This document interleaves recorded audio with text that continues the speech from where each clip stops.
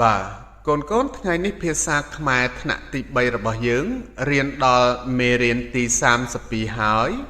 ចំណងជើងនោះគឺមុខរបរចិញ្ចឹមត្រីណាកូនណាហើយនៅក្នុងវីដេអូនេះផងដែរក៏មាននៅសំណួរនិងចម្លើយផងដែរបាទអញ្ចឹងសូមកូនតាមដាននិងទស្សនាដូចតទៅភាសាខ្មែរថ្នាក់ទី3មេរៀនទី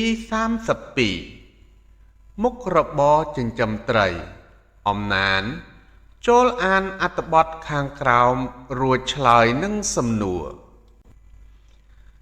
ការជ្រើសរើសអាជីពមួយសម្រាប់ខ្លួនឬគ្រួសារគឺជាប្រការល្អ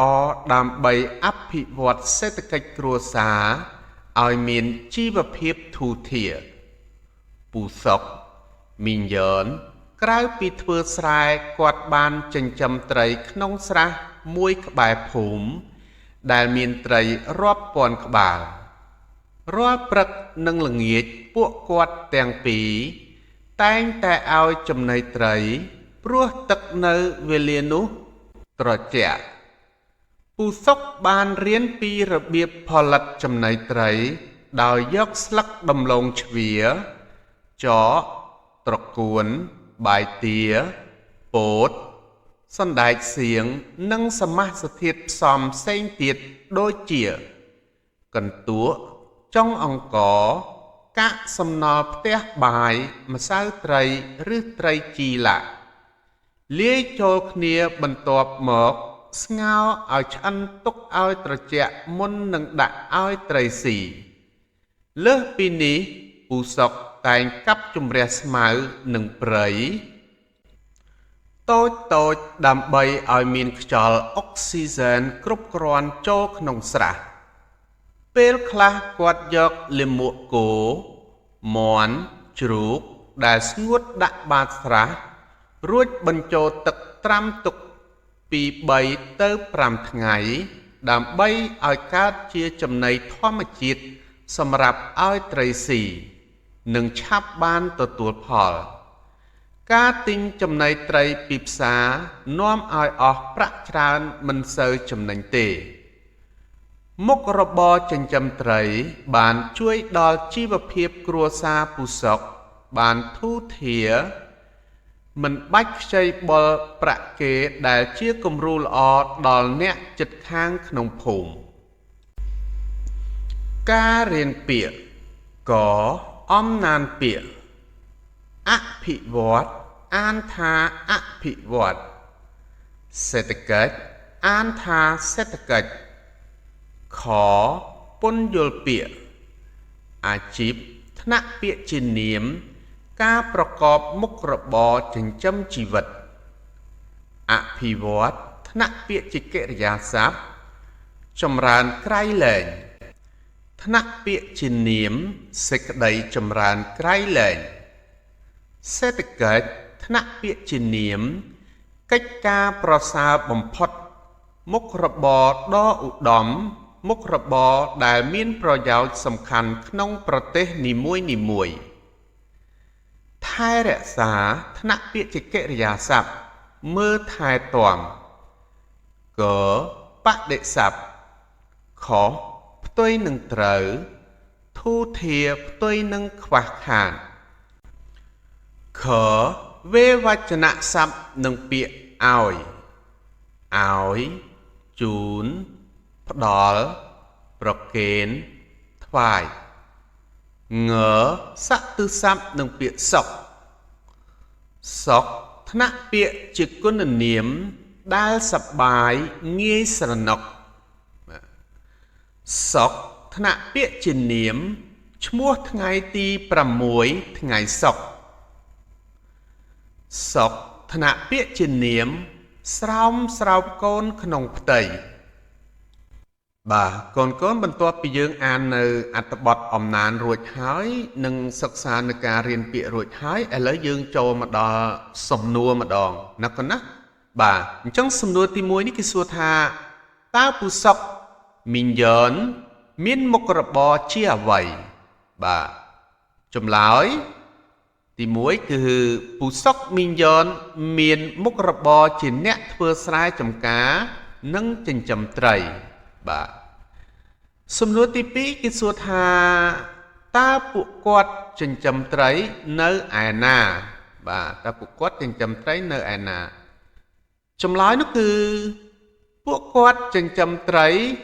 នៅឯក្នុងស្រះមួយក្បែរភូមិណាកូនណាបាទចូលដល់សំណួរទី3នៅក្នុងសំណួរទី3នេះគេសួរថាហេតុអ្វីបានជាត្រីរបស់គាត់ឆាប់ទទួលបានផលបាទអញ្ចឹងចម្លើយបានជាត្រីរបស់គាត់ឆាប់ទទួលបានផលព្រោះគាត់មានបច្ចេកទេសចិញ្ចឹមត្រីបានល្អឲ្យចំណីត្រីបានទៀងទាត់និងថែមទាំងនឹងថែទាំបរិស្ថានក្បែរស្រះរបស់គាត់បានស្អាតល្អបាទបន្ទាប់ពីសំណួរទី3ឥឡូវនេះយើងចូលដល់សំណួរទី4ម្ដងជាសំណួរចុងក្រោយគេនៅក្នុងសំណួរទី4នេះគេសួរថាហេតុអ្វីបានជាគ្រួសារពូសុកមីងយ៉ន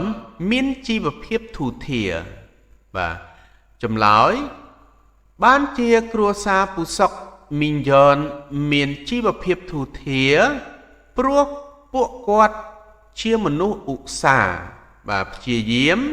ក្នុងការប្រកបមុខរបរចិញ្ចឹមជីវិតពោលគឺបានផលមកពីការចិញ្ចឹមត្រីតែម្ដងបាទនេះគឺជាចម្លើយទី4បាទអញ្ចឹងបន្ទាប់ពីសំណួរហើយយើងឆ្លើយហើយឥឡូវនេះយើងចូលដល់លំហាត់ម្ដងណាកូនណាអញ្ចឹងនៅក្នុងលំហាត់ទី1នេះបាទនៅក្នុងលំហាត់ទី1នេះគេដាក់ថាចូលរកបដិស័ព្ទនិងពាក្យទុនបាទអញ្ចឹងបដិស័ព្ទគឺពាក្យផ្ទុយណាកូនណាអញ្ចឹងទុនផ្ទុយនឹងអីកូនបាទទុនគឺផ្ទុយនឹងរឹងណាកូនណាបាទទុនផ្ទុយនឹងរឹងបាទចូលដល់លំហាត់ទី2នៅក្នុងលំហាត់ទី2នេះគេដាក់ថាចូលរកវេវចនៈស័ព្ទនិងពាក្យលាមកណាកូនណាកូនស្គាល់លាមកអត់បាទអញ្ចឹងវេវចនៈស័ព្ទនិងពាក្យលាមកហ្នឹងគឺពាក្យអីកូនបាទវេវចនៈស័ព្ទនិងពាក្យលាមកគឺពាក្យថាអាចណាកូនណាបាទអញ្ចឹងលាមកគឺអាចនឹងឯងបាទចូលដល់លំហាត់ទី3បន្តទៀតនៅក្នុងលំហាត់ទី3នេះគឺគេឲ្យយើងចូលរកស័ព្ទស័ព្ទនិងពាក្យកើតបាទអញ្ចឹងកើតយើងមានកដាក់ស្រៈអើនិងតកើតបាទកើតទី1នេះគឺថ្នាក់ពាក្យជាកិរិយាសព្ទមានន័យថាតាំងមានឡើងប្រកបឧទាហរណ៍កើតរោគកើតសង្គ្រាមលាក់ចឹងទៅណាកូនណាបាទចំណែកឯកើតមួយទៀតគឺសរសេរដូចគ្នាអញ្ចឹងប៉ុន្តែន័យខុសគ្នាអញ្ចឹងកើតទី2នេះគឺថ្នាក់ពាក្យជានាមណាកូនណាអញ្ចឹងកើតនឹងមានន័យថាឈ្មោះទិសខាងព្រះអាទិត្យឬទិសបូរបាទអញ្ចឹងទិសខាងកើតមានន័យថាទិសខាងកើតណាកូនណាឈ្មោះចំណែកខាងខ្នើតគឺតាំងពីថ្ងៃទី1ទៅដល់ថ្ងៃទី15បាទថ្ងៃ8កើតឧទាហរណ៍គឺថ្ងៃ8កើតបាទអញ្ចឹងពាក្យកើតនេះគឺមាន2នឹងណាកូនណាសរសេរដូចគ្នាតែន័យវាខុសគ្នា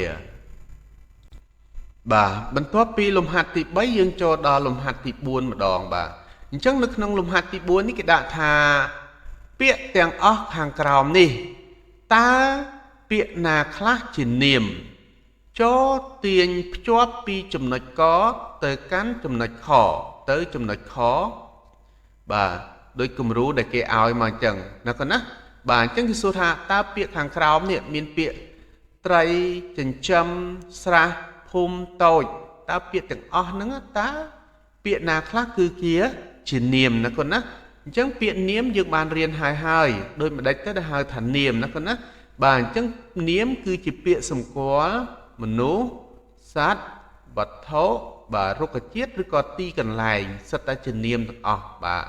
អញ្ចឹងឥឡូវយើងមកមើលទាំងអស់គ្នាអញ្ចឹងនៅក្នុងលំហាត់នេះគេឲ្យយើងគូសព្រួញភ្ជាប់ពីពាក្យថានាមនៅក្នុងតារាងកទៅភ្ជាប់នៅក្នុងតារាង រាងខណាកូនណាអញ្ចឹងឧទាហរណ៍ទី1នេះគេដាក់ឲ្យយើងហើយគឺពាក្យនាមបាទគូភ្ជាប់ទៅពាក្យត្រីបាទត្រីគឺជាពាក្យសម្គាល់សត្វអញ្ចឹងវាគឺជានាមណាកូនណាបាទអញ្ចឹងក្រៅពីពាក្យត្រីមានពាក្យអីទៀតបាទចិញ្ចឹមជានាមអត់ទេកូនបាទចិញ្ចឹមមិនមែនជានាមទេបាទបន្ទាប់ពីពាក្យចិញ្ចឹមមកគឺពាក្យស្រះអញ្ចឹងស្រះជានាមអត់កូនបាទអញ្ចឹងស្រះហ្នឹងគឺជានាមណាកូនណាពីព្រោះស្រះហ្នឹងគឺជាពាក្យសម្គាល់ទីកន្លែងអញ្ចឹងវាគឺជានាមបាទអញ្ចឹងយើងគូសភ្ជាប់មកបាទបន្ទាប់ពីពាក្យស្រះហើយមានពាក្យភូមិបាទភូមិជាពាក្យជានាមដែរអត់កូនបាទជានាមដូចគ្នាណាកូនណាភូមិនឹងសម្គាល់អំពីទីកន្លែងដែរអញ្ចឹងជានាមដែរអញ្ចឹងយើងគូសភ្ជាប់មកណាកូនណាបាទបន្ទាប់ពីពាក្យភូមិមកគឺពាក្យតូចអញ្ចឹងតូចនឹងជានាមអត់ទេបាទមិនមែនជានាមទេបាទអញ្ចឹងពាក្យនាមនៅក្នុងប្រអប់ខនេះមានពាក្យត្រីមានពាក្យស្រះហើយនិងពាក្យភូមិណាកូនណាបាទឥឡូវយើងចូលដល់លំហាត់ទី5បន្តទៀតនៅក្នុងលំហាត់ទី5នេះគេដាក់ថាពាក្យទាំងអស់ខាងក្រោមនេះតើពាក្យណាខ្លះជាគុណនាមបាទអញ្ចឹងនៅក្នុងលំហាត់ទី5នេះគេឲ្យយើងរកពាក្យជាគុណនាមម្ដងកាលពីលំហាត់ទី4គេឲ្យយើងរកពាក្យជានាមឥឡូវលំហាត់ទី5រកពាក្យជាគុណនាមបាទដោយគូសភ្ជាប់ពីប្រអប់កមកកាន់ប្រអប់ខដូចមុនអញ្ចឹងគ្រាន់តែមួយកាលមុនរកនាមឥឡូវរកជាគុណនាមបាទអញ្ចឹងគុណនាមក៏យើងបានរៀនហើយដែរណាកូនណាអញ្ចឹងគុណនាមជាស្អីទេជាគុណនាមបាទគុណនាមគឺជាពាក្យបាទសម្ដែងឬក៏បញ្ជាក់លក្ខណៈឲ្យទៅនាមណាកូនណាបាទអញ្ចឹងឥឡូវយើងមកមើលនៅក្នុងលំហាត់ទី5នេះពីទាញពីចំណុចកទៅកាន់ចំណុចខទៀតហើយឥឡូវគំរូដែលគេគូសភ្ជាប់ឲ្យមានស្រាប់នោះគឺពាក្យជាគុណនាមទី1នោះគឺជាពាក្យឧស្សាហ៍ណាកូនណាពាក្យឧស្សាហ៍អញ្ចឹងឧស្សាហ៍នោះគឺជាពាក្យបញ្ជាក់លក្ខណៈឲ្យទៅនរណាម្នាក់បាទឲ្យទៅឈ្មោះនរណាម្នាក់ដែលជានាមហ្នឹងអញ្ចឹងពាក្យឧស្សាហ៍ហ្នឹងគឺជាគុណនាមហើយកូនបាទបន្ទាប់ពីពាក្យឧស្សាហ៍យើងឃើញពាក្យនៅខាងលើនោះគឺពាក្យកាប់កស្អាតបបន្តក់កាប់ហ្នឹងជាគុណនាមអត់ទេកូនបាទកាប់ហ្នឹងមិនមែនជាគុណនាមទេបាទចំណែកឯពាក្យខាងក្រោមឧស្សាហ៍គឺពាក្យចំណីហ្នឹងក៏មិនមែនជាគុណនាមដែរណាកូនណាបាទចំណីក៏មិនមែនជាគុណនាមដែរបាទចំណែកឯពាក្យបន្ទាប់ពីចំណីហ្នឹងគឺពាក្យធំបាទអញ្ចឹងពាក្យធំហ្នឹងវាបញ្ជាក់លក្ខណៈឲ្យទៅនាមអ្វីមួយឧទាហរណ៍មនុស្សធំបាទតុកធំកៅអីធំបាទអញ្ចឹងអាហ្នឹងវាជាគុណនាមបាទកូនបាទអញ្ចឹងពាក្យធំហ្នឹងគឺជាគុណនាមអញ្ចឹងកូនគូសភ្ជាប់មកបាទបន្ទាប់ពីពាក្យធំមកគឺពាក្យថាសហ្នឹងដូចជាពណ៌សអីចឹងណាកូនណាបាទអញ្ចឹងពាក្យសហ្នឹងឧទាហរណ៍ថាមនុស្សមានសម្បុរសអញ្ចឹងពាក្យសហ្នឹងបញ្ជាក់លក្ខណៈឲ្យមនុស្សអញ្ចឹងមនុស្សហ្នឹងជានាមអញ្ចឹងពាក្យសហ្នឹងក៏ជាគុណនាមដែរណាកូនណាបាទអញ្ចឹងចម្លើយរបស់យើងនៅក្នុងលំហាត់ទី5នេះគឺមានពាក្យឧស្សាហ៍មានពាក្យធំហើយនិងពាក្យថាសណាកូនណាអញ្ចឹងពាក្យទាំង3នេះគឺជាគុណនាមបាទយើងចូលដល់លំហាត់បន្ទាប់ទៀតគឺលំហាត់ទី6នៅក្នុងលំហាត់ទី6នេះគេដាក់ថាចូលស្រង់ល្បះដែលបង្ហាញពីទំនាក់ទំនងរវាងហេតុហើយនិងផលពីក្នុងអត្ថបទបាទអញ្ចឹងគេឲ្យយើងស្រង់ល្បះណាដែលបង្ហាញអំពីទំនាក់ទំនងរវាងហេតុហើយនិងផលនៅក្នុងអត្ថបទបាទខាងលើណាកូនណាបាទអញ្ចឹងល្បះដែលបង្ហាញអំពីទំនាក់ទំនងរវាងហេតុនិងផលនោះគឺល្បះត្រង់នេះណាកូនណាគឺរាល់ព្រឹកនិងល្ងាចពួកគាត់ទាំងពីរតែងតែឲ្យចំណីត្រីព្រោះទឹកនៅវេលានោះត្រជាក់បាទអញ្ចឹងល្បះត្រង់ហ្នឹងដែលលោកគ្រូស្រង់ចេញពីអត្ថបទខាងលើហ្នឹងគឺល្បះត្រង់ហ្នឹងគឺប្រវែងប៉ុណ្ណឹងគឺជាល្បះដែលនិយាយអំពីទំនាក់ទំនងរវាងហេតុហើយនិងផលអញ្ចឹង ត្រង់ណាជាហេតុត្រង់ណាជាផលអញ្ចឹងកូនមើលទៅគឺរាល់ព្រឹកនិងល្ងាចពួកគាត់ទាំងពីរតែងឲ្យចំណីត្រីនេះគឺជាផលណាកូនណាគឺជាផលហើយមូលហេតុព្រោះទឹកនៅវេលានោះគឺត្រជាក់អញ្ចឹងមូលហេតុដោយសារទឹកនៅវេលានោះត្រជាក់ហើយទើបបានជាគាត់ឲ្យគេឲ្យចំណីត្រីអញ្ចឹងឲ្យចំណីត្រីណារាល់ព្រឹកនិងល្ងាចគាត់ទាំងពីរតែងតែឲ្យចំណីត្រីនេះគឺជាផលដែលទទួលបានពីទឹកត្រជាក់បាទតើណាកូនបាទអញ្ចឹងចូលដល់លំហាត់ទី7បន្តទៀតនៅក្នុងលំហាត់ទី7នេះគឺជាសំណួរដែលគេសួរយើងថាតើអត្ថបទខាងលើនិយាយពីអ្វីបាទអញ្ចឹងគេសួរថាតើអត្ថបទដែលរៀបរាប់ខាងលើដែលយើងអានខាងលើមកហ្នឹងគេនិយាយអំពីអីបាទអញ្ចឹងចម្លើយនោះគឺអត្ថបទខាងលើនិយាយពីការចិញ្ចឹមត្រីដើម្បីបង្កើនជីវភាពគ្រួសារណាកូនណាអញ្ចឹងចម្លើយទី7គឺការចិញ្ចឹមត្រីដើម្បីបង្កើនជីវភាពគ្រួសារ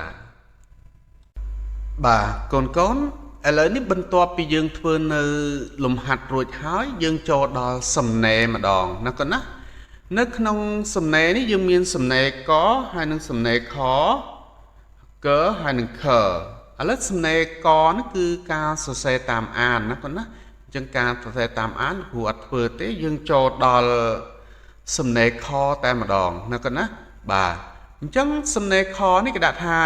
ចូលរកពាក្យមកបំពេញល្បះខាងក្រោម